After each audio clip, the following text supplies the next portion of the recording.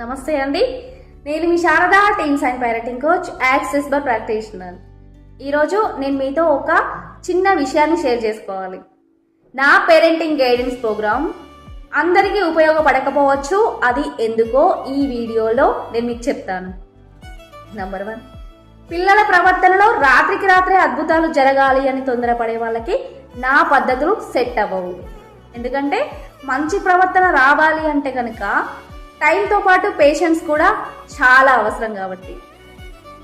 Number 2, కేవలం పిల్లల ప్రవర్తన మారడమే కాకుండా మేము కూడా మా పేరెంటింగ్ స్టైల్ని మార్చుకుంటాం అని రెడీగా లేని వారికి కూడా నా ప్రోగ్రామ్ సెట్ అవ్వదు.